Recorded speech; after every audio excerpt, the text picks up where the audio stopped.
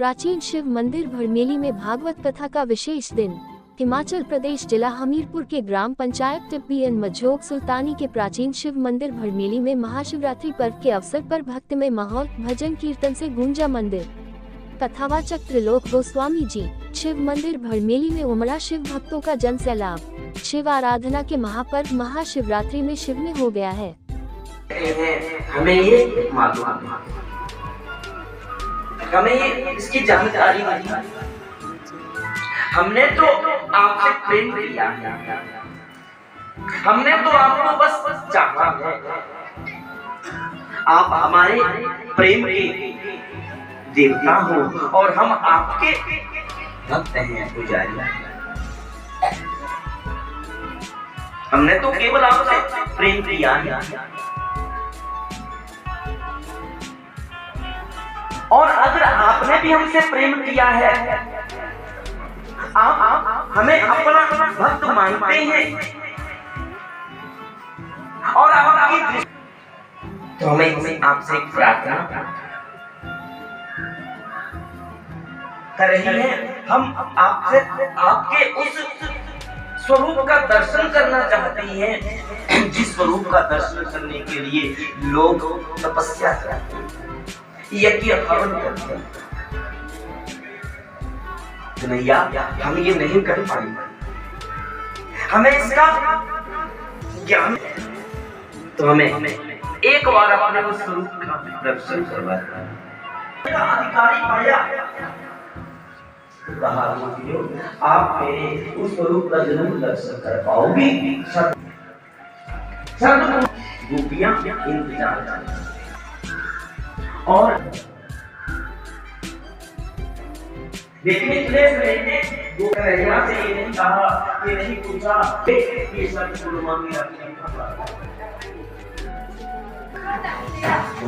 जैसा उसके प्रेम ने कहा है उस पर। जब शरद पूर्णिमा की रात्रि आई तो भगवान और जब बंसी बजाई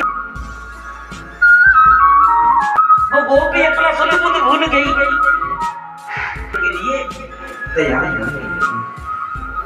सुखदेव जी कहते हैं, राजन, आज उस बंसी की आवाज को सुनकर के गोपियां इतना कहां खड़ी हो जाए, विचित्र श्रृंगार करने, जो होठों की जो गले का हार का उसे पायल बना दिया और जो पांव की पायल से गले का हार बना तो बढ़िया थी। जितने श्रृंगार करती हुई गोपियां यमुना आए हुए आया उनका स्वागत।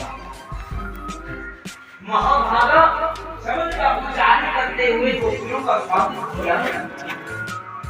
ये स्वागतम वो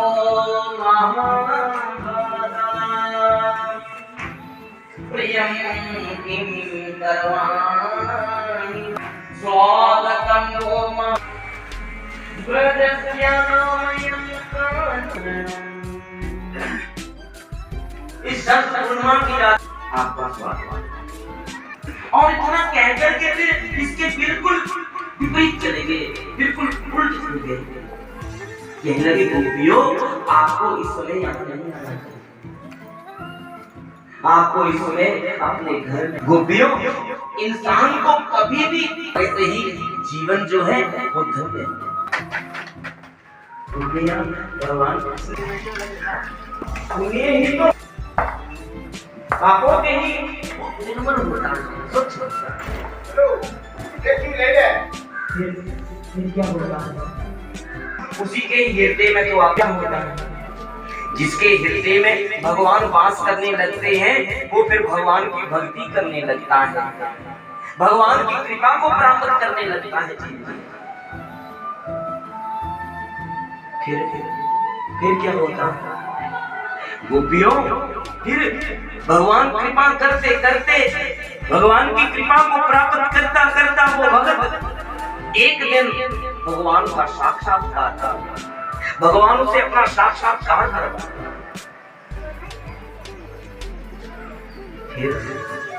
फिर क्या होगा? जीवन में जिसे भगवान दर्शन करवा दे अपने उस शाश्वत स्वरूप का, जीवन में उसे और क्या चाहिए? उसे और क्या चाहिए? भगवान का साक्षात्कार ही तो जीवन का। गोपियां कहने की बस बस